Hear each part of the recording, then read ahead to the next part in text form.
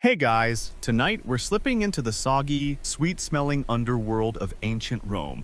Not the glamorous bits, not the marble halls or echoing Senate forums. No, you're standing ankle-deep in the runoff beneath a five-story tenement block on the Esquiline Hill, where every creaky stair smells faintly of wine vinegar and wet plaster, and the neighbors on the third floor argue about cheese at midnight like it's a blood sport. You step over a smashed oil lamp, nearly trip on a cat that might belong to no one, and brush past a laundry line strung across a stairwell like a booby trap. Somewhere below, the communal latrine is making a sloshing sound you deeply regret noticing. And as you finally make it to the bottom of the stairwell, there it is, tucked just beside the kitchen runoff drain, half hidden under a broken tile and old plum, wrinkled, mold-specked, carefully placed. So, before you get comfortable, take a moment to like the video and subscribe, but only if you genuinely enjoy what I do here. And tell me in the comments where you're tuning in from and what time it is. I love seeing how far this sleepy little stream of history reaches. Now, dim the lights, maybe turn on a fan for that soft background hum,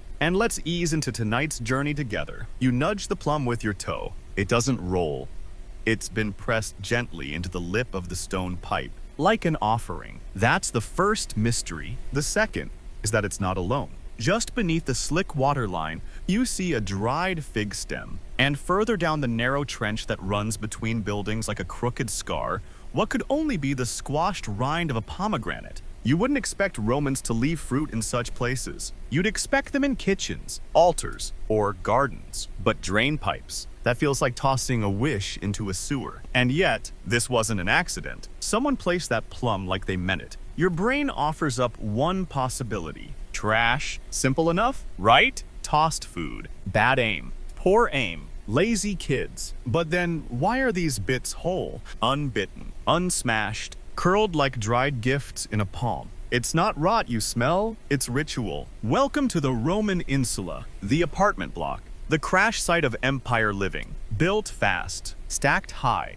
and more often than you'd like on fire. These buildings were the Roman answer to housing millions of citizens in tight, chaotic quarters. The upper floors were wood, the lower floors brick, and the walls were thin enough you could hear your neighbor sneeze and tell if it was honest. And with that chaos came creative survival strategies, including, believe it or not, treating your drain like a mailbox to the gods. One popular theory is that these offerings were meant for the Lars, the household deities who kept watch over your home. They were small, ancestral spirits, believed to dwell in corners, niches, and yes, near water flow. If the plumbing moaned in the night or overflowed during a thunderstorm, you could blame it on angry lairs. And if your upstairs neighbor kept clogging the pipe with barley paste, better offer up a grape or two, just in case the spirits were losing patience with your block. Historians still argue whether these offerings were religious, symbolic, or just a quirky superstition. Some even suggest it was a kind of insurance, an edible apology to whatever force might be responsible for blocked drains and sudden floods. A watery peace offering, a soggy prayer. Of course, not everyone was convinced. One poet from the 1st century BCE grumbled about fruit sacrificed to rats, not gods, implying the real beneficiaries of these gifts weren't divine but furry and squeaky. But even that grumble tells you something. This wasn't a random act. People noticed. People commented. Someone had to pick the plum and place it there. And what about the landlords? If you were the owner of one of these glorified fire traps, managing a building with zero insulation, open flame cooking, and maybe one usable toilet for 20 people, you had two choices: be a tyrant or become a mystic. Some landlords leaned hard into theatrics. They'd bless stairwells with wine, light incense in gutters, and most curiously encourage tenants to feed the drains when water pressure felt off. Superstition, absolutely. Plumbing maintenance. Also, yes, you can bet that fruit didn't unclog a pipe,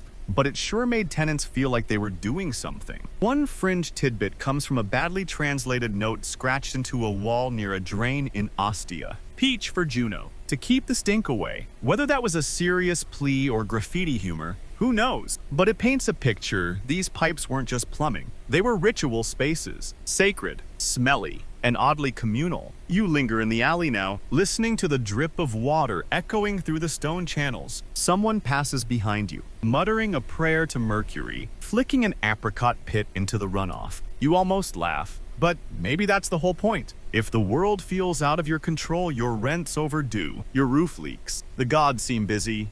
What else can you do? You give the plum a little nudge again. It finally rolls into the dark mouth of the drain. Somewhere, deep in Rome's tangled gut, a rat pauses mid-scamper, or maybe a spirit smiles. You duck under a crooked archway, following the trail of runoff as it slinks between worn cobblestones, the alley. Here narrows, your shoulder brushes damp brick on one side, and the smell sharpens. Not sewage, exactly. More like wet ash, copper, and overripe summer fruit. You turn the corner and find it. Another drain. This one's different. Instead of being sunken and hidden, it juts proudly from the wall like a little stone mouth. And tucked inside it, yep, another piece of fruit. A peach this time. Not just tossed in, but placed gently, as if someone hoped it might whisper back. Next to it, an empty oil lamp blackened with soot, the shape of a prayer. If you squint, let's take a moment to talk about the weirdest plumbing solution ever: fruit-based bargaining. Most people don't think of Roman landlords as mystical types, but imagine you own a 5-story insula filled with restless tenants, faulty drains, and no legal obligation to fix much of anything. You're getting complaints about clogs, about smells, about water backing up during the Aqua Appia's surge hours. Do you hire a plumber? Maybe. Do you blame Mercury for the delay? Definitely. Do you quietly leave a peach in the wall spout and murmur a wish that the next rainstorm clears things out naturally? Welcome to the passive-aggressive miracle economy. These fruit offerings weren't always part of religious ritual. Sometimes they were just hopeful gestures. What scholars now call non-theistic transactional charms. In simpler terms, I give this pipe a peach, and maybe it gives me a dry floor tomorrow. There's no temple, no priest, no spell book. Just you, the pipe, and your suspiciously squishy produce. And here's where things get stranger. Some archaeologists working in Herculaneum discovered a series of drains containing identical fruits, uncut, undamaged, and all the same type of 3 pomegranates, spaced evenly apart. It's as if someone was trying to communicate something, maybe appeasing a pipe sprite. Or, as one cheeky graduate student suggested, installing edible plumbing insurance. You crouch beside the drain and notice faint lines carved into the stone, a circle, a small X, and what looks like a leaf. Historians still argue whether this was a maker's mark, a tenant's signature, or just someone scratching away out of boredom. But it shows one thing clearly: this drain pipe wasn't ignored. It had a role, a character, a memory. And in Rome, that wasn't entirely absurd. The Romans loved personifying things. Cities had spirits, doors had protective gods. Cardia, thresholds had limentinus. And drains, well, why not? If a river could have a nymph, then surely the ancient equivalent of your kitchen sink deserved at least a grape. You remember what a senator once muttered during a public hearing on sanitation in the 2nd century CE? Rome is not a city of gods. It is a city of pleading pipes. He was being sarcastic, of course, but not wrong. The city depended on its hydraulic systems more than anything else, and the people, especially the poor, were acutely aware of what happened when those systems broke down. So they got creative. You imagine a mother noticing the smell in her corner room growing unbearable, sending her youngest child to drop an offering into the kitchen drain. Pick the firmest fig, darling, and remember to ask the gods nicely this time. It sounds silly, but it's better than helplessness or calling your landlord again. And sometimes, landlords joined in, not out of belief, but performance. A gesture of goodwill, a bit of pageantry. It's easier to collect rent when your tenants believe you're spiritually invested in their drainage needs. Some fringe historians think these offerings were even staged as little ceremonies, especially on market days. A landlord might gather a few witnesses, drop a plum into the pipe with flair, say something vague about blessing the runoff, Then mention rent due next Saturn's Day, a symbolic gift for a symbolic fix. One peach buys you 3 days of patience. Not everyone was convinced, of course. The writer Marshall once joked about landlords who pray more to drains than to gods, and a few satirical plays from the period mocked the practice with characters offering entire fruit baskets to the gods of mildew. But these jokes only work if the audience recognized the habit. That tells you everything. The peach inside this wall pipe has gone soft now. You notice tiny bite marks, maybe a rodent, maybe a god in disguise. You never really know, do you, sweetie? You move on, stepping carefully over a trail of damp footprints leading toward a courtyard. A neighbor leans out a window to dump something, hopefully water, and shouts down in Latin that sounds like a warning or maybe just a recipe. Down here, in the shadow of the city's endless noise, the fruit in the drain pipe sits quietly, waiting, not for plumbing miracles, but for attention, for memory. And in a city where most tenants were invisible, where the upper classes lived far above the chaos, even the act of placing a peach in a pipe could feel like a statement. I was here. I had water. I had faith in something, even if it was just a peach with good intentions. You pause to watch a small drop of water trace its way down the pipe, curl around the peach, and vanish into darkness. Maybe it carries the message. Or maybe it just leaves a stain. The next drain you find is barely a drain at all. More like a chipped hole in a cracked basin, crooked and dark, surrounded by soot and what looks suspiciously like melted cheese. It's wedged between the back wall of a bakery and the alley used by laundresses to beat clothes against stones. That's right. Rome smells like bread and sweat and steam. And tonight, something sharp and sweet is tangled in the mix. Figs, 2 of them, to be exact, nestled side by side in a shallow clay bowl that's been half embedded into the wall beside the runoff hole. You lean closer. They're split open almost elegantly like someone wanted them to breathe. Or maybe, just maybe, to feed something. Welcome to the intersection of household pests, food gods, and moldy fruit devotion in the Roman world. The lines between divine and domestic blurred like oil on hot stone. You had deities for doorways, for hinges, for bread ovens, and for, yes, even mice, or rather, for keeping mice away. Because when your life depends on stored grain and fresh water, a mouse isn't just a nuisance, it's a full-blown divine test. Enter the Lares and Penates, the household gods, tiny clay figurines, often tucked into wall niches near kitchens, hearths, or if your apartment was very unlucky, near a damp, flickering pipe.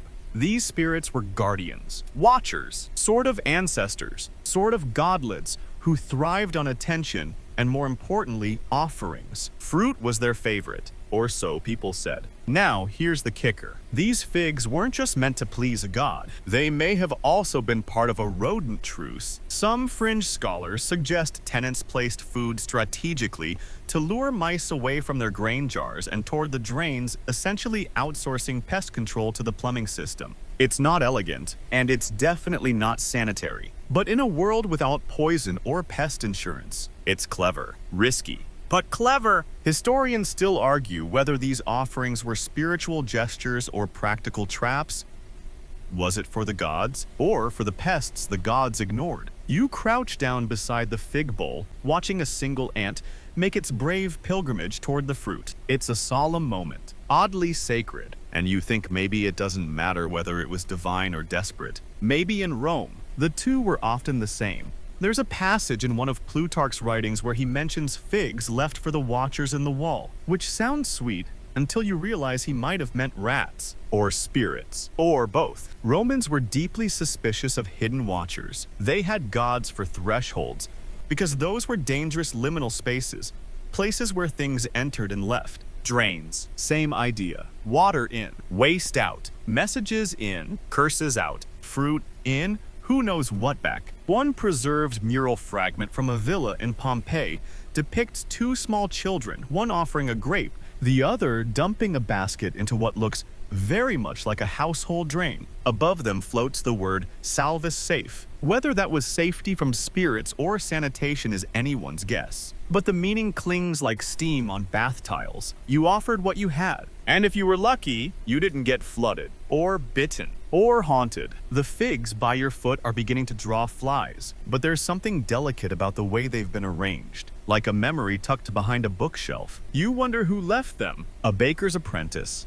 a grandmother whispering to her Lars after burning a batch of bread, or maybe a child trying to mimic grown-up rituals, unaware that their gift might rot by morning. There's even evidence that Roman children were taught to make offerings like this to learn responsibility, patience, and maybe to give them something to do that didn't involve yelling in the stairwell. One scratched tablet reads, Marcus gave Saturn 3 grapes. Saturn made the bucket not stink. Adorable, questionable theology, but charming. And then there's the mold. Modern studies of certain drains in Ostia and Pompeii have found residues of mold strains typically associated with figs, dates, and peaches. One researcher even joked that Roman plumbing might have had better fermentation cycles than some monasteries. It's a strange, quiet legacy. The ghosts of fruit gone soft in the name of hope. A fig for peace, a peach for silence, a plum for just one night without squeaking behind the walls. You stand back up and glance at the wall. A faint black smear curves above the bowl, maybe soot,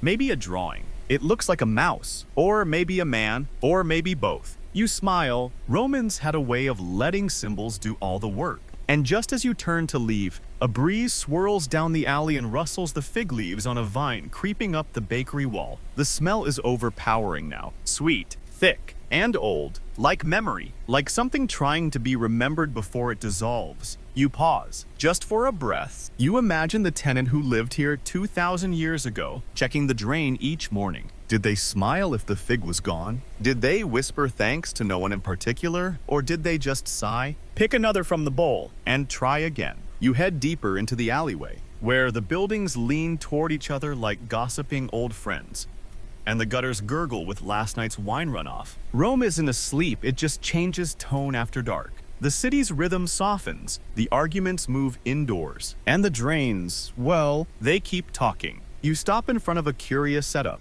A mosaic floor, mostly broken, leading to a narrow atrium with a central basin meant to catch rainwater. Only now, it's catching something else entirely. A slow leak from a broken aqueduct pipe above. And in its shallow, algae-streaked pool, a cluster of floating grapes. Some green, some purple, none rotten. This isn't decorative. You kneel at the edge and run your fingers along the rim, carved into the stone, just barely visible beneath the mineral crust, is the word expecto. I wait. Let's talk about omens and leaking atriums, and the unshakable belief that when your plumbing misbehaved, it wasn't just a maintenance issue. It was a warning from the beyond. In Roman thought, everything meant something. A thunderclap at the wrong time, portent. A dog howling at noon, ill omen. Water backing up into your courtyard for the 3rd time this month. Not bad plumbing, bad favor. And when the impluvium, the central basin meant to collect heaven's rain, started filling with uninvited sludge or overflow, Romans saw it as more than a nuisance. It was divine disapproval, and that meant it had to be fixed. Not by engineers, by grapes, or pears, or pomegranate seeds tossed in as pacifiers. You peer closer at the grapes bobbing in the shallow water. They're too fresh to have fallen by accident. Someone placed them here, maybe during a moment of panic, or superstition, or ritual. Historians still argue whether this was a localized practice or something more widespread. Was it just the anxious habit of a few devout tenants? Or did this belief ripple through the city like the leaks themselves? There's a letter fragment, scribbled on wax tablet and found in a Roman estate archive, that reads, Basina swears the leak worsens when the grapes are absent. Was Basina a priestess, a plumber's assistant, a dramatic tenant with too much wine? We'll never know, but the belief was real enough for her to write it down. The atrium basin wasn't just for rain, it was a sacred mirror of the sky, a reflection of divine generosity. When it overflowed with foul water, it wasn't just messy, it was terrifying. A message, a rebuke. So fruit was offered not just to feed, but to reset the balance, to sweeten what had turned sour. You think about that? The idea that a plum might prevent a flood, that a peach might turn back divine irritation. It's easy to scoff now, with your modern plumbing and weatherproof boots. But when you lived 3 floors up, and your staircase was made of dry rot and hope, A backup could mean death. Literally, fires were common. Mold could cripple lungs. Slippery floors could kill infants. If the gods weren't on your side, you were one puddle away from disaster, so you gave what you could. Sometimes a coin, sometimes a whispered plea, sometimes a fruit from your morning ration, dropped gently into the basin like a prayer without words. There's even a bizarre aside in Juvenal's satires. He jokes about a man who leaves cherries in every pipe in his atrium to distract Neptune's foul moods. The line gets a chuckle, but it also reveals how casually normalized this behavior had become. Everyone knew someone who did it, even if they laughed about it afterward. And then there's the Fig Widow. That's what archaeologists called her. Anyway, a woman whose skeleton was found beneath the rubble of a collapsed tenement, surrounded by personal items, a comb, a tiny oil lamp, and, curiously, a small cloth pouch filled with dried figs and dates. One theory: she'd been on her way to the drain with her offerings when the building collapsed. Maybe she believed the leak in her ceiling was more than just decay. Maybe she thought the gods were warning her. Or maybe, in the end, the offering was for herself, a final gesture of hope.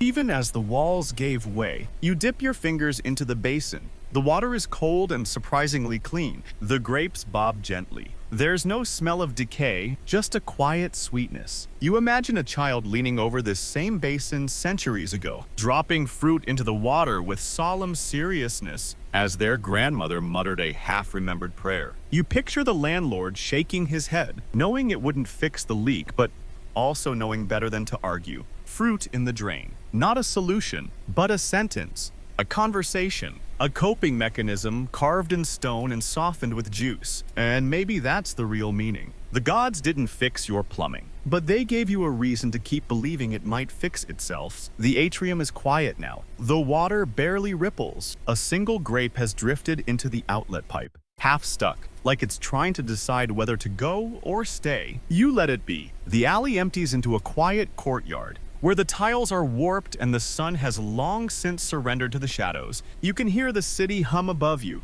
Carriages creaking, water vendors shouting, dogs barking in ways that sound too articulate to ignore. But down here, it's still, stone still, stale water still. You follow the edge of the courtyard to a large drain opening that leads into the wall. This one is grander than the others, arched, rimmed with terracotta, and oddly ornate. And right in front of it, a single apple, bright, polished, untouched. You freeze. It's not the fruit itself that stirs your spine. It's the way it sits, dead center, almost theatrical, and above it, scratched into the plaster in shaky, uneven letters, audio. I hear, which brings us to one of the strangest beliefs to cling to the bricks of ancient Rome. The idea that drain pipes could talk back, or at least listen. Let's rewind. Romans didn't just build sewers, they believed in them, not just functionally, but spiritually. Drain pipes were thresholds, and thresholds, in Roman religion, were where things happened. Doors had gods, so did windows, so did hinges, and so, by extension, so did drains. Now, there's a fringe theory that some Romans believed these pipes worked like divine intercoms, a way of speaking to the underworld or to the lares, or to any of the shadowy, listening forces below. You whisper into the mouth of the pipe. You leave a gift. You wait. Some even believe the gods lived in the pipes or traveled through them. As water did, scholars still debate whether this belief was symbolic, metaphorical, or something deeper, something desperate. When the city roared above and the only quiet space left was beside the drain, why wouldn't you think someone was listening? Archaeologists have found faint inscriptions around domestic drains. Hear me, see me, not today, please. Are they prayers, jokes, curses, or were they moments of spiritual graffiti, snapshots of fear or hope? And then there's the graffiti from a tenement in Trastevere that reads, "Julia's baby cries through the drain. The gods hear it, I hope." Chilling, sad, possibly just satire, but still powerful. You crouch by the apple and listen. Nothing. But somehow, you feel something there. Not a presence, not a response. Just space, a gap in the city's rhythm, a breath held. And here's where the apple becomes more than just a snack. Fruit. Xenopus, in Roman culture, wasn't just food, it was symbolism, communication, promise. Apples meant renewal. Grapes meant joy. Figs meant wisdom or temptation. To leave a piece of fruit near a drain might have been a coded message, a whispered wish, a plea for change. There's a tale recorded by Pliny the Younger about a woman who swore her prayers were answered more often when she left offerings away from the altar and into the drain. She claimed her household spirits disliked crowds and preferred quiet, private devotion. Naturally, no temple priests endorsed this behavior, but that didn't stop her. Historians have tried to track this drain devotion pattern, especially in the poorer districts. It seems most common in places where traditional temples were far or unaffordable. You couldn't pay a priest, but you could drop an apricot into the darkness and hope someone or something heard you. One more theory: sound. Some historians believe the shape of Roman pipes amplified whispers. The curvature of stone channels and terracotta tubes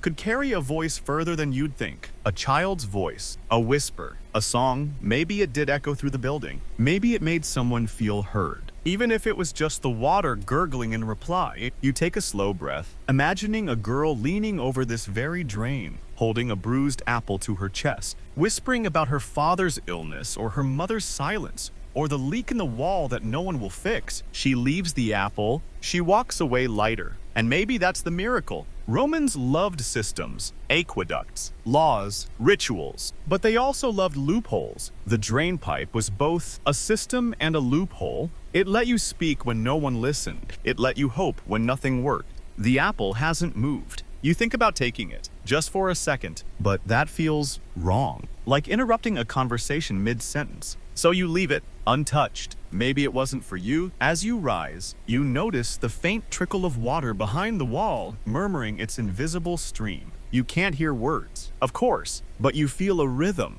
a heartbeat. A city built not just on marble, but on plumbing. And faith, the kind of faith that makes you leave fruit in a place where no one eats. You walk now with the water following the gurgle and spit of Roman runoff through a zigzag maze of alleys where ivy clings to brick and drain pipes peak like necks of buried gods. Each street smells different, some of fresh bread, others of fish brine or coppery wine. But here, the air grows heavier, not foul, just old. You've reached the edge of something bigger. A covered arch, slick with moss, leads downward. It's cooler here. And louder, a deeper kind of rushing, not a household pipe or street-side gutter, but something ancient and immense. Welcome to the Cloaca Maxima, Rome's greatest sewer, and some believed Rome's spiritual bloodstream. Originally built in the 6th century BCE, the Cloaca Maxima started as a drainage canal, a way to tame the marshes between the hills. But over time, as Rome grew, it evolved into a full-fledged underground river, swallowing the waste and runoff of thousands, but also some whispered swallowing prayers. And fruit, yes, even here, buried in the dark gut of the city. Archaeologists have found them. Grape seeds, fig stems, peach pits preserved in calcified sludge, not dumped, not composted, placed carefully, nestled in alcoves, tucked in the mouths of outflow pipes like soft, edible punctuation. You shuffle closer to the edge of a graded overlook where the water rushes below, deep and fast. A flicker of something round bobs in the current, maybe a paracord, maybe a trick of the torchlight. But even now, it stirs something odd in your chest. Historians still argue whether the cloaca was just an engineering marvel or something more. Some Roman poets described it like a deity living, breathing, ravenous. Varro called it the belly of the city. And there were stories, always stories, of people who offered gifts to it. Not trash, gifts. One inscription, etched into the tunnel wall by a worker or a madman. Hard to say which reads, "Feed the city," or "It forgets you." And what do you feed a city? The Romans believed in cycles. Offerings given to rivers might return as rain. Smoke sent skyward might cleanse a house. And fruit placed at the edge of the sewer might keep the worst floods at bay. You remember, this is the same civilization that worshipped Vortumnus, a god of seasonal fruit. They sang hymns to aqueducts. They hosted festivals where entire carts of produce were paraded through the streets, blessed, and sometimes quietly dumped into the cloaca to ensure the flow. A quiet superstition took hold in the early imperial era. If your street drained well, if your house stayed dry during the storms, you owed the cloaca a thank you. Not coins, not statues, but something sweeter. something alive. Once, and so fruit became currency, soft, bruisable bribes to the city itself. One fringe belief held that the sewer had moods angry, sluggish, benevolent, and that leaving certain fruits on certain days might persuade it to behave. Grapes on market day, pears before festivals, figs if your child had a fever. There's even a bizarre account in the Acta Arvalium, a kind of Roman priestly record that mentions perishable tithes sent to the deep flume. It's unclear whether this was ritual, punishment, or just poetic bureaucracy. But the fact remains, someone wrote it down, which means someone took it seriously. You glance down again. The sewer roars beneath you like a beast too big to surface. The scent is heavy, earthy, metallic, vaguely sweet. Somewhere below, a grape bounces against stone. You wonder what it meant to the person who left it. Maybe it was an offering for safe childbirth, or a plea for a dry bed, or just an apology for kicking over the neighbor's chamber pot again. It's easy to laugh, until you remember that the Cloaca Maxima never stops moving, never sleeps. It connected temples and baths, brothels and palaces. It carried whispers, filth, prayers, lies all through the veins of Rome. And fruit. Fruit was just the visible part of the message. Maybe it's the rhythm of the water or the damp breath of stone, but you feel something shift inside you, a quiet respect. This wasn't just waste management. It was belief infrastructure, a way for the poor, the ignored, the desperate to contribute, to signal, to hope. Because not everyone could afford a temple donation, but even the poorest could spare a bruised fig. You lean on the railing, water thunders, and for just a moment, the entire city seems to vibrate with the memory of those who left small gifts in big places, hoping the city would notice them back above ground. The city breathes a little easier. The sun has dipped low enough to leave only golden streaks on the terracotta walls, and laundry lines cast long, thin shadows across the cracked plaster of upper floors. You pass through a side street near the edge of the old Pompeian district, quiet, eerie in its preservation, and there, beside a mostly intact column, you spot it, a peach pit. Just the pit, smoothed, discolored by time, nestled neatly into the corner of a storm drain opening that still slopes downward like it's waiting for the next summer rain. Which leads us to one of the strangest archaeological puzzles to ever come out of Roman ruins. The mango that shouldn't exist. You see, a few years ago, in the well-preserved drainage channels beneath a collapsed domus near Pompey's theater, researchers discovered a fruit seed.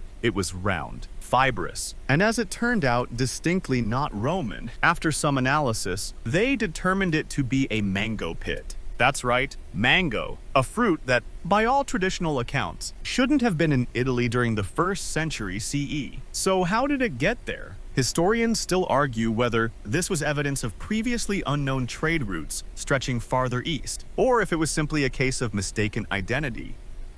Perhaps a misidentified olive, or a fig kernel caught in mineral buildup. But here's the fun part. The pit wasn't in the sewer. It had been placed carefully in a carved recess beside the drain, as if someone had set it down with intention. Not trash, not runoff, a gift. You crouch by your own peach pit and imagine that long-lost mango. Was it a rare import? A traveling merchant's last luxury? Or was it a gift too strange to be understood, offered to a god whose name we no longer pronounce? Romans loved exotic things. They traded for Indian spices, Chinese silk, African ivory, a mango. If it ever made the trip, would have been a treasure. And to place it beside a drain, that wasn't carelessness, that was trust. Maybe the highest form of it. You wonder what the offering meant to its owner. If it was a mango, was it meant to show gratitude? Desperation? Or did they just think it smelled good and deserved a ceremonial burial? Remember, Rome wasn't shy about mixing the sacred with the sewer. They saw gods in everything: light, salt, fermentation, mildew.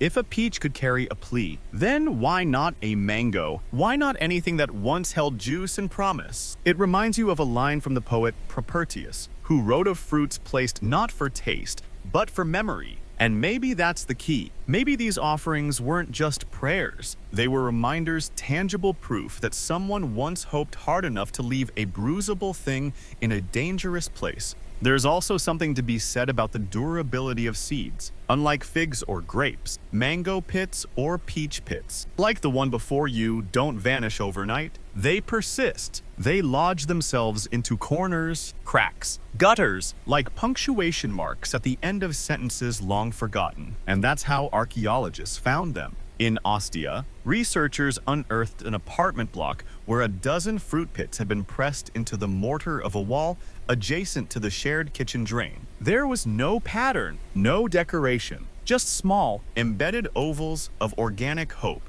fossilized by time and humidity. Someone had built them in one by one like charms. One fringe theory suggests this wasn't ritual at all, but boredom. Tenants pressing fruit pits into wet plaster for fun. But even that, if true, becomes sacred by accident. Because what is ritual, if not repetition made meaningful? You stare at the peach pit again. It's harmless, quiet, but it marks a moment in someone's day, maybe even someone's story. And it's still here, when so much else has crumbled. There's a temptation to read too much into it, to believe every plum near a pipe was a prayer, every grape stem a coded plea to Saturn. But maybe it's simpler than that. Maybe fruit was just how you said please. Please don't let the ceiling leak tonight. Please keep the rats away. Please make my baby stop coughing. Please give me one dry day. You reach out, then stop yourself. Let the pit be. It's not yours to move. It's doing what it was meant to, resting, remembering. The wind kicks up a soft swirl of dust down the alley. Somewhere above,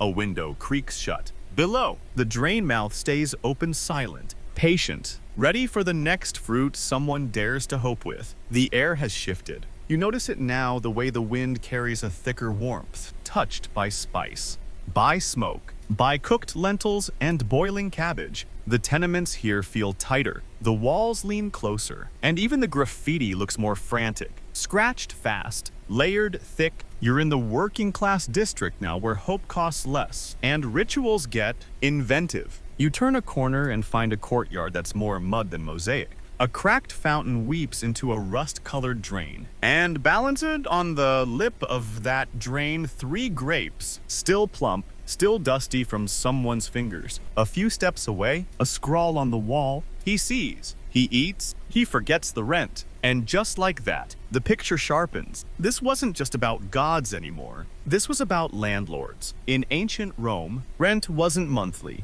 It was due every Kalen's first day of the month, and most tenants lived under the constant threat of eviction. Complaints about leaks, ignored. Cracked stairs, ignored. Plague rats, the size of cats, definitely ignored. So what did tenants do? They turned to fruit. This wasn't entirely religious. It was theatrical. It was strategic. You offered grapes not to Jupiter, but to the pipe. And by extension, to your landlord's conscience. If the floor flooded, you didn't yell.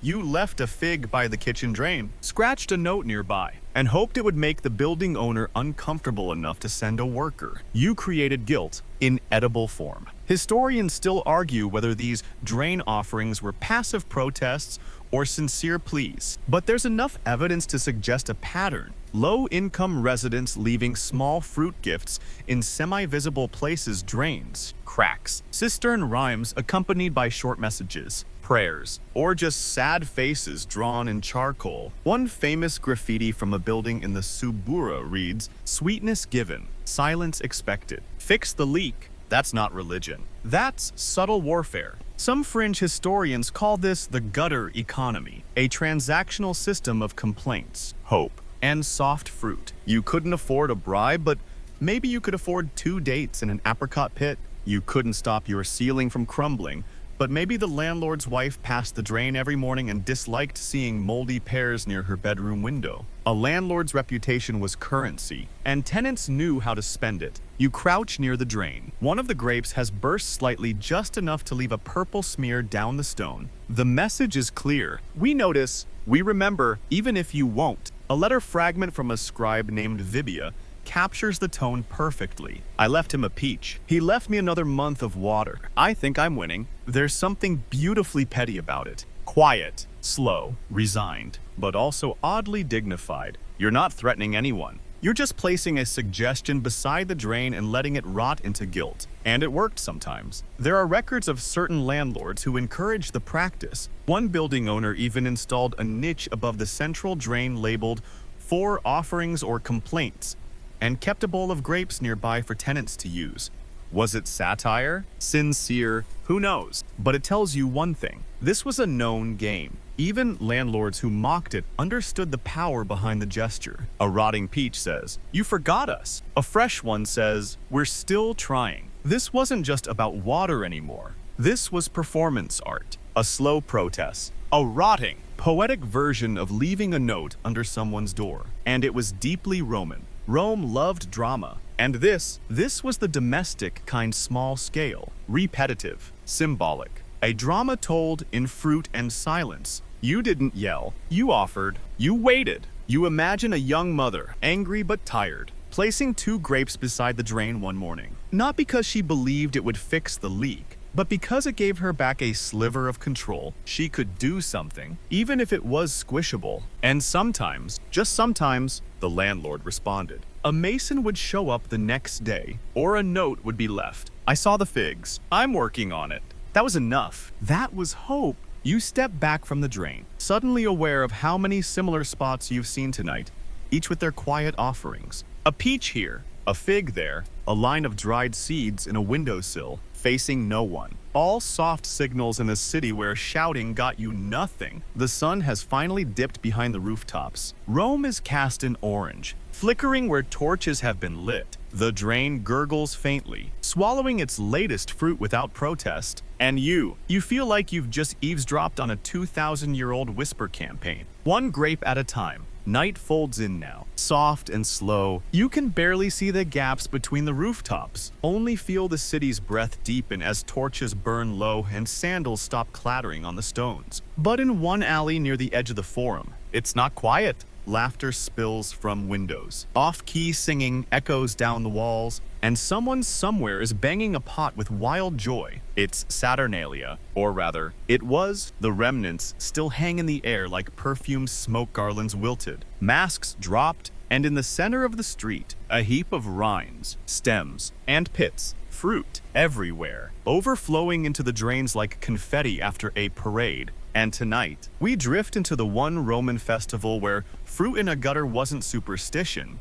It was sacred celebration. Saturnalia was chaos dressed in gold, held in December to honor Saturn, the god of agriculture and time. It flipped the social order. Slaves were served by masters, insults became toasts, and gifts, especially fruit, were exchanged, eaten, and flung with ceremonial glee. Historians still argue whether the fruit offerings during Saturnalia were meant for Saturn himself or just part of the wild generosity of the festival.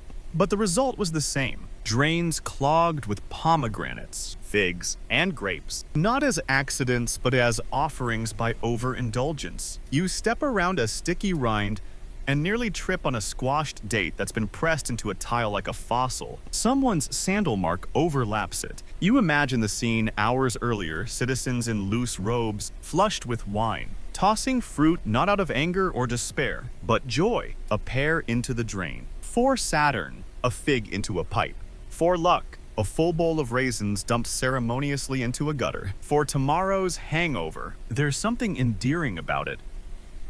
This giddy abandon. Because Saturnalia wasn't about restraint, it was about release. You gave what you had in excess. You laughed too loud, ate too much, and if you were especially pious, you made sure some of it landed where Saturn could hear it. In the city's veins, in the drains, one fringe tradition, recorded in a minor poet's marginal notes, claimed that Saturn was blind below the waist, so he could only see gifts that entered low places. Hence, fruit in drains, or tucked under tables, or hidden beneath floorboards. And yet, even here, amid laughter and wine-soaked streets, the fruit had meaning. One particularly old Saturnalia chant scribbled in crude Latin on a tavern wall reads, "Grape for grace, fig for fate, plum for peace, and pear for plate." Not exactly Virgil, but charming. You look down and notice a small bunch of grapes tied with a leather cord, dangling from a drain spout, not tossed, not trampled,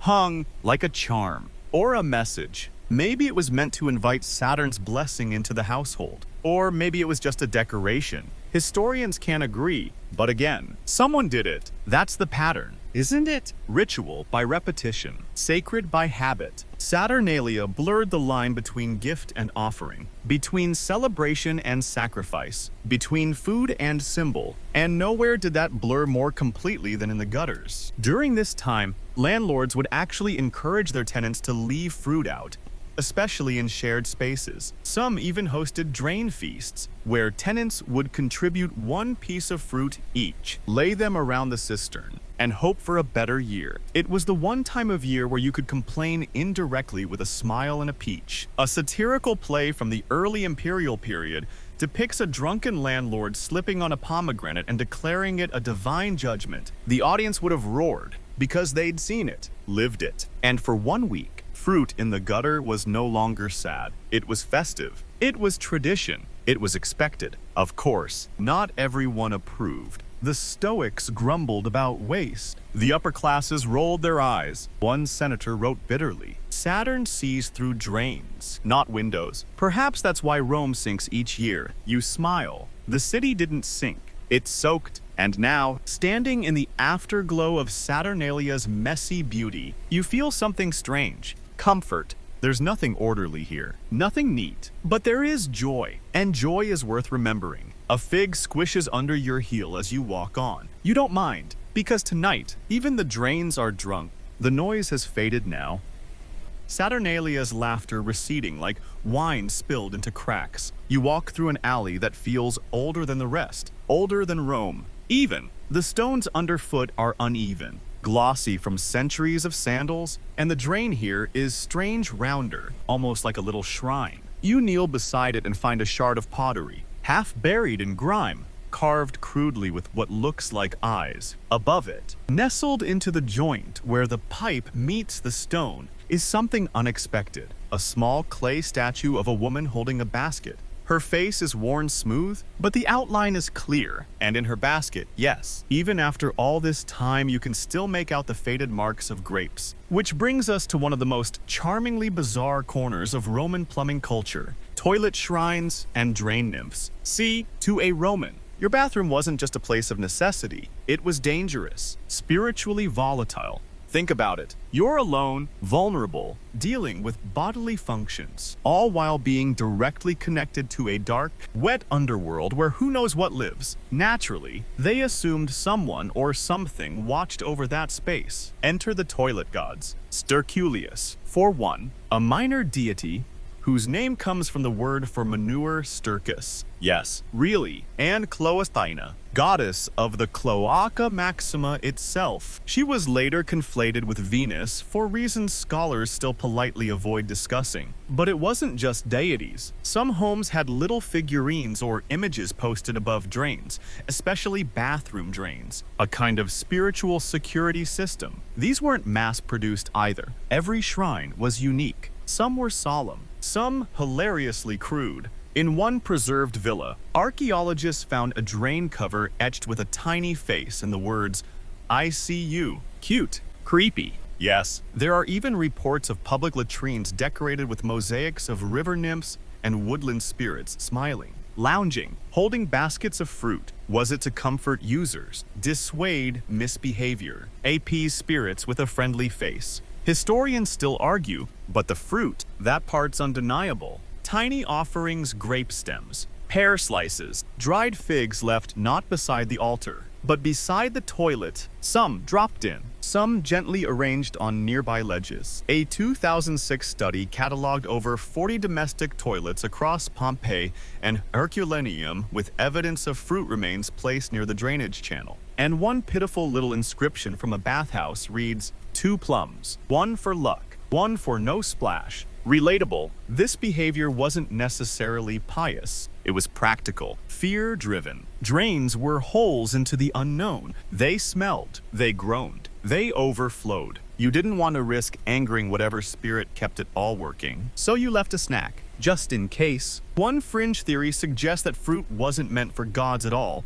but for drain nymphs. These semi-mythical beings were said to inhabit narrow pipes and channels, guiding flow, preventing clogs. There's no mainstream consensus that they were real Roman beliefs, but references pop up in children's rhymes, minor poems, and even recipes. Wash the figs, boil the root, but leave a bunch near water's route. That sounds like bedtime folklore, but it also sounds like instruction. You run your fingers along the edge of the old drain. The clay figurine seems to hum with time. It's chipped, stained, forgotten, but still here, and somehow still guarding. You wonder who placed her. A housewife sick of bad plumbing. A servant taught old tales. A child copying what they saw adults do. There's something sweet about the idea that you'd leave a plum near the toilet not for yourself but for a spirit. Not for religion, but for reassurance. It's a form of conversation, isn't it? You couldn't call the plumber. You couldn't write a complaint, but you could leave a fig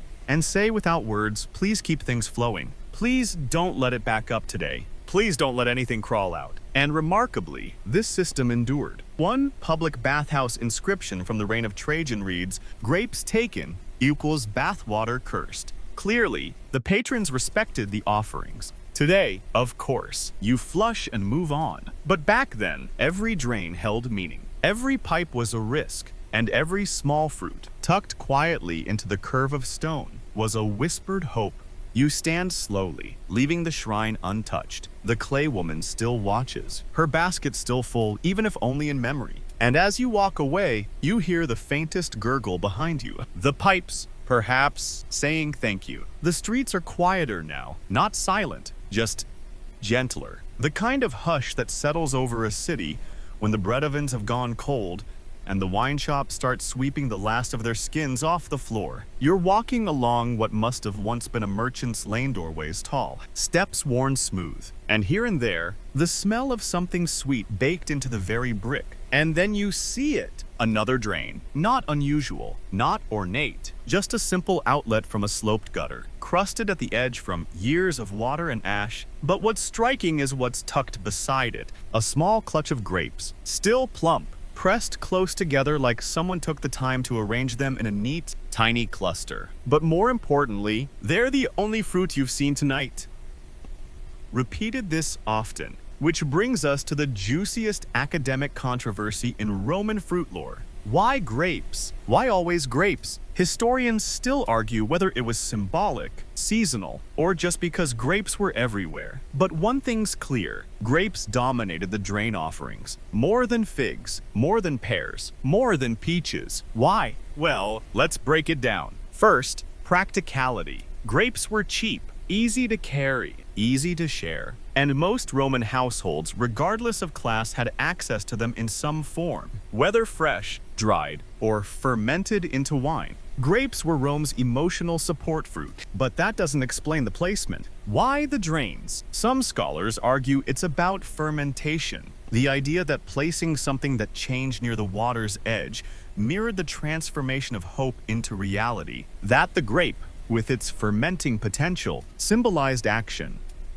change movement, all things that clogged Roman pipes desperately needed. Others suggest the answer is spiritual. Grapes were sacred to Bacchus, god of wine and madness, but also, curiously, of liberation and hidden truths. To place grapes near a drain might be less about cleanliness and more about freedom, about letting go of fear, or chaos, or damp rot. And there's the sensual factor. 2. Grapes squish. They burst. They leak sweetness. In Roman poetry, grapes were often compared to secrets, soft until pressed, which makes them an oddly perfect fit for drain rituals, those soft, secretive acts of surrender to the unknown. One preserved scrap of scroll from a house near the Aventine reads, "One grape for silence, one for storm. The third, I eat." Poetic nonsense. Maybe, but it paints a mood, a ritual, a personal pattern. And then there's the Prata incident. This is what archaeologists call it. Anyway, in the ruins of an apartment courtyard in the Prata district, they found dozens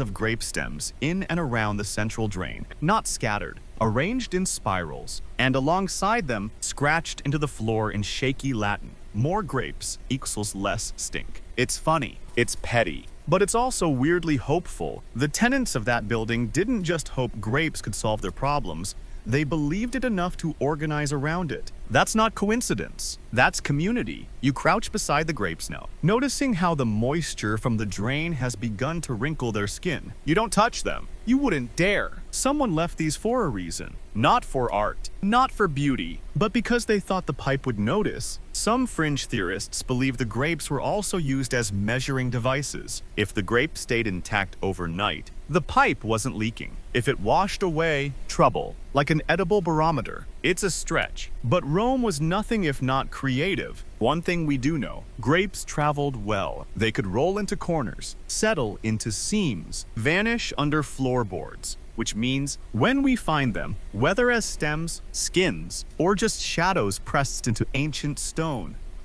we're not just finding snacks, we're finding moments. One moment of hope, one moment of fear, one moment where someone decided, this is the fruit I trust to carry my wish into darkness. You lean back, looking at the wall above the drain. Faint markings catch the torchlight.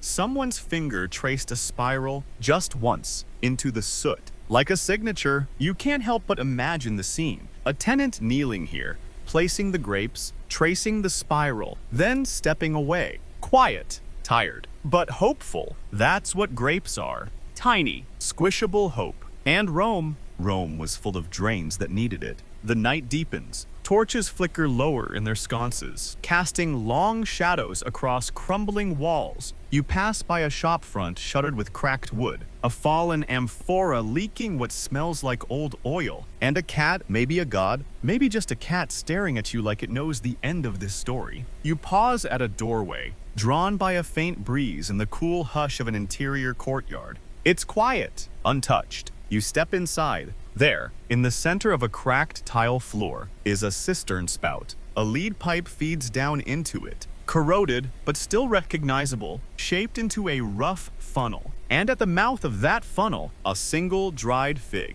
split open like a whisper, and a tiny scrap of something yellowed and curled. It's writing, barely legible, but still clinging to its message. 3 words. Pliny said no. Now, that's a rabbit hole. Because if there's one man who couldn't mind his own business, especially about fruit and pipes, it was Pliny the Elder. Pliny, for those just tuning in, was a Roman author, philosopher, naval commander, and probably the kind of guy who'd corner you at a party to explain the dangers of lukewarm bathwater. His natural history is a sprawling encyclopedia of everything he thought you should know: plants, animals, minerals, and yes, plumbing. And fruit. Pliny warned loudly and often about the dangers of mixing certain fruits with lead pipes. Specifically, he hated figs, said their sour juice summoned metal rot, that they corrupted the water, that their touch turned good plumbing into poison. And yet here it is, a fig, sitting happily in a lead-lined pipe, daring Pliny's ghost to say something about it. Historians still argue whether Pliny's warnings were superstition, early chemistry, or something in between. Lead was everywhere in Rome pipes. Cups, makeup, medicine. But figs. Figs were suspect, not for eating, but for placing, especially near water, which is ironic, because figs were also sacred, symbol of fertility, wisdom, domestic harmony. To offer one to a pipe was to offer resolution, balance, even if it rusted the metal doing so. One theory, the fig wasn't touching the lead, it was warding it off. A kind of sacrificial buffer, a decoy. Fringe historians have fun with this. One recent theory suggests that figs were placed not despite Pliny's warning, but because of it. In protest, like a cheeky note pinned to a god's door. Others think fig offerings were made with full knowledge of their corruptive power, used to purge a drain. You want to shake the bad spirits loose? Toss in a fig. Sour meets sour. Let them fight. And then there's the Livia scroll, a damaged parchment attributed to Empress Livia's personal physician, which casually mentions placing figs at the spout to cleanse the air. Whether that was ritual or ancient pseudoscience is anyone's guess. But it shows up again. Even property records from a Domitian-era tenement list fig rot stains near secondary pipe as a recurring maintenance note. That's a pattern, That's not an accident. You kneel beside the cistern spout now, gently brushing the dust from the curled fig skin. It hasn't rotted. Not completely, just dried, curled into itself like a tiny fist. You wonder who left it. A tenant too poor for a proper fix, a child mimicking something they'd seen, a scholar making a sarcastic point. Maybe it was a joke, a passive-aggressive protest, a way of saying, we know you won't fix it, so we'll let the fig take over. One thing's certain, the fig wasn't placed randomly. It's sitting like punctuation, like in an endnote to a conversation between tenant, landlord, spirit, and pipe, and now you're part of it. You glance again at the scribbled note Pliny said no, but here it is anyway, which makes you smile. Because Rome didn't always listen to experts. Sometimes it trusted tradition, or rebellion, or the quiet logic of this worked last time. Maybe it'll work again. Fruit became that logic, sweet, soft, sacrificial, a tool, a symbol, a cyan-edible form. You stand slowly, letting the silence settle back into the courtyard. The fig stays, the message remains, and somewhere, deep in Rome's buried veins, another pipe groans in agreement. You turn back into the street, led now by instinct more than direction. The alleys twist and split like thoughts, and every few steps, you catch a glimpse of something familiar. Drain mouths, vine-covered gutters, the occasional flicker of fruit rind caught in the cracks of ancient stone. But here, near the edge of the old forum, something else catches your eye. A slab of marble, half sunk into the ground, bearing a formal inscription. Not graffiti, not a prayer, a real edict. The letters are etched deep, worn by centuries but still legible, in that overly serious tone only Roman lawmakers could perfect. It begins with an all-caps flourish. Lex agraria de fructibus condescendis. The agricultural laws on the placement of fruits. And just like that, we tumble headfirst into one of Rome's more absurd historical footnotes. The time the Senate tried to ban fruit offerings in city drains. Yes, this happened. Apparently, at some point in the early 2nd century CE, Rome had a drain fruit problem. There were too many, too often, left in the wrong places, by the wrong people, for the wrong gods, or so the senators claimed. The official reason, rats. The real reason, probably control. Historians still argue whether this edict was about hygiene or fear of unsanctioned cult practices. Some believed certain fruit offerings were part of underground religious movements. Secret rites aimed at old gods or forbidden deities. The Senate didn't like that. They liked temples, taxes, priests who filled out paperwork, fruit in a gutter. That was power outside the system. And power outside the system is always terrifying to those who built the system. The edict listed specific zones of enforcement: aqueduct mouths, public bath drains, and all pipes within 5 paces of a civic road. Any fruit found there could be removed. Repeated offenders could face fines or public rebuke. It's delightfully Roman. Not a total ban, just close enough to matter. Like saying, you may continue whispering to your gods, but not near a senator's shoe. Of course, the people didn't stop. Instead, they got smarter. Fruit offerings started appearing inside walls, pressed into cracks, wedged behind bricks. Others were lowered into drains via cords, carefully measured, so they'd sit just out of sight. One preserved cord found in Herculaneum was attached to a dried fig, weighted with a bit of lead, like a secret message sunk into a mailbox. Graffiti responded too. One particularly cheeky example near the baths of Caracalla reads, "No grapes here, just grapes adjacent." Some even made it political. A now faded mural in Ostia depicts a rat dressed as a senator, lounging atop a pile of fruit, while smaller rats bow. It's subtle, and by subtle, we mean not at all. Even landlords had their say. One residential contract, unearthed in tablet form, includes a clause forbidding tenants from leaving fruit in view of civic drains during daylight, which strongly implies they were absolutely doing it at night. And then there were the cults. While no definitive proof links specific religious groups to the fruit offerings, rumors swirled. A minor mystery cult in the Trans-Tiberum quarter reportedly offered apples to the veiled one beneath the stones. Another group, mentioned only once in a suspiciously shredded scroll, left pears in drainage tunnels,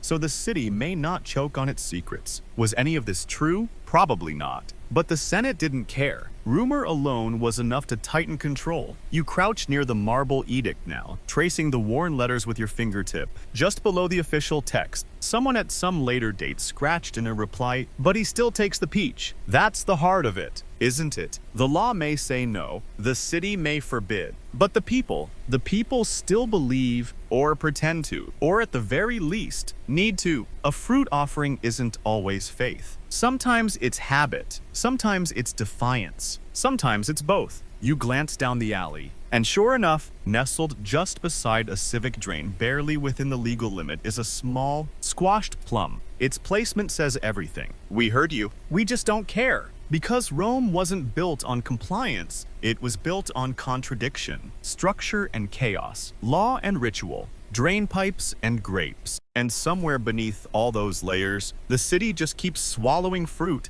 quietly, steadily, like it always has. The moon sits heavy, now round and low, casting a buttery sheen across terracotta rooftops and broken columns. You can hear the lull of the Tiber in the distance, like the city's breath slowing for sleep. But you're still walking, still listening. And just when you think Rome has shown you every version of its fruit-filled plumbing, it offers one more surprise. You arrive at the base of a residential building, 3 floors, brick and timber, slouched slightly to one side like it's leaning in to gossip. A large drain pipe runs vertically down the side, cracked but intact, and at its base, tucked into a carved nook, is a pear. Not rotting, not forgotten. Perfect. The fruit's too pristine to be random. Its skin shines in the torchlight, and beside it is a curious little carving etched into the stone wall. A man holding scales, and under that, a smaller image of a coin and a vine. You've stumbled into the economic side of the story, the unspoken transaction behind it all. Because somewhere along the line,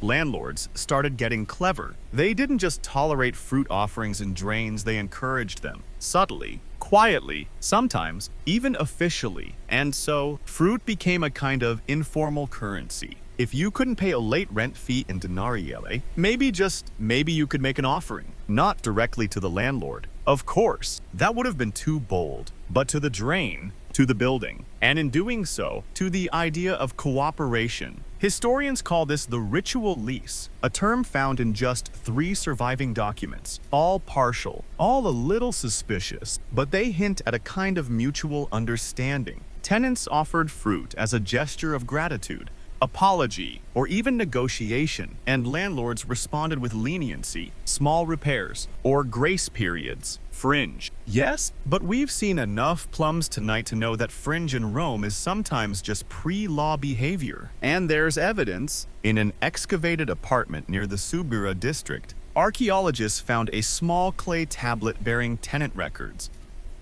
Nothing special except that beside one name was drawn a pear, a literal pear, carved into the clay, no coin value, no debt, just the fruit, next to another name, a peach, another, 2 grapes. It's unclear what this meant. Payment received, request granted, favor owed, but the symbols match what's been found in the drains of that very building. Same fruit, same names, even the walls joined in. One tenement owner reportedly painted a mural of Bacchus above the main drainage spout, flanked by vines, and left a bowl nearby ostensibly decorative, but always full of fruit. Was it an altar, a suggestion box, a passive-aggressive rent policy? Possibly all 3. And then there's the Pear Pact, a legendary, possibly fictional story told in a tavern manual from the 4th century CE. It goes something like this. A tenant, too broke to pay his rent, left a pear in the landlord's courtyard drain every morning for 7 days. On the 8th day, the landlord fixed the leak above his bed and never mentioned the debt. It ends with the line, "Let the pear say what coins could not." It's charming, ridiculous, and completely plausible in the Rome you've been walking through all night.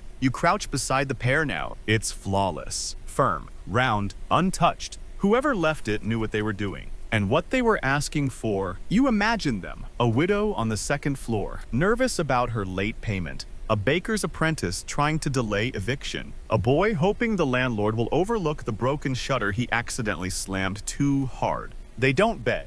They don't write. They place a fruit in the pipe's mouth and hope it speaks on their behalf. Because here's the truth. Rome was built on favors, on networks, on looks exchanged and silences understood. And sometimes, a peach in a pipe said more than any scroll. This wasn't always fair. Some landlords abused it, demanding offerings, turning rituals into rent. There are even notes from the Commentarii Diurni, a sort of city blotter that mentioned landlords taxing tenants by fruit weight. Barbaric, if true. Satirical, if not. But most of the time, it wasn't about power. It was about participation. Ritual became real estate strategy. Superstition became survival. And the fruit was never about the gods. It was about the gesture. A tenant saying, "I know you're not listening, but I'm still speaking." A landlord replying, "I didn't see a coin, but I saw the pear." You sit for a moment, watching the shadows lengthen. The pear reflects torchlight,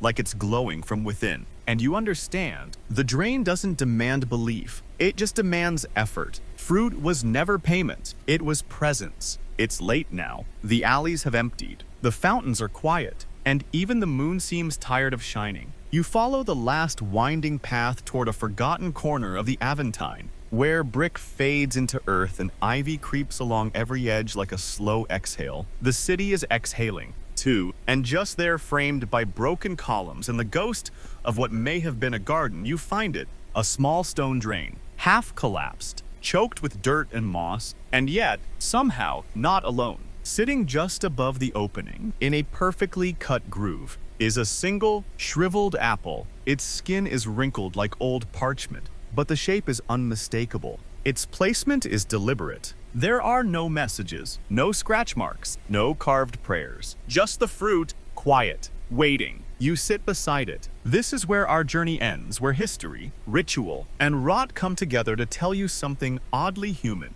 Even the smallest gestures outlive us. In all your wandering tonight, you've passed dozens of drains, pipes that croaked with age, gutters that hissed, and sewers that roared. And fruit, always fruit. Sometimes bright, sometimes rotting, sometimes so ancient they were no longer fruit, just memories pressed into stone. And that apple, it's the last one, the final offering, a farewell. What started as superstition became habit. What was habit became system. What was system became culture. Until somewhere along the line, the act of placing fruit in a drain became more than folklore. It became survival. It became speech. And Rome listened. Fruit offerings weren't prayers, not always. They were messages between tenant and landlord, between woman and spirit, between a crumbling world and the people trying to hold it together with figs and hope. Some of it was silly, some of it was practical, and some of it,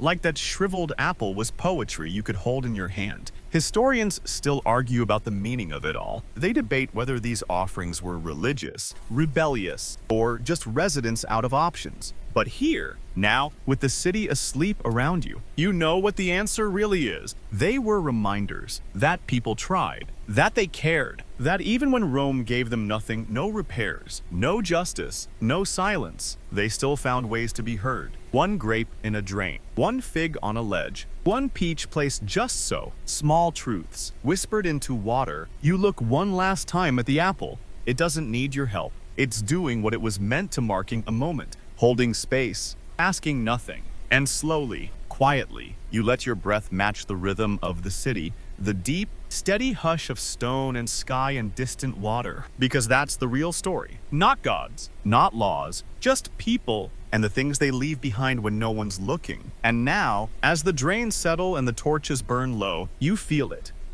That slow pull inward, the quiet softening of thought, the gentle folding of time. Rome, in its endless layers, has always been a city of repetition. Stones reused, walls repainted, pipes recut. And yet, every age found its own way to speak to the silence, through offerings, through habits, through fruit. Let the memory of that fig in the courtyard stay with you. Let the peach in the alley become a soft echo in your chest. Let the apple at the end remind you that even the smallest, sweetest things can be acts of defiance, of prayer, or just of being seen. Your body is still, your thoughts are slower now. Let them sink like seeds in water into the dark. Fertile soil of sleep. The city hums beneath you. Quiet now. Content. And as you drift further into stillness, remember, no gesture is ever wasted. No offering is too small. And sometimes, the drain does listen back. Good night, traveler. Sweet dreams.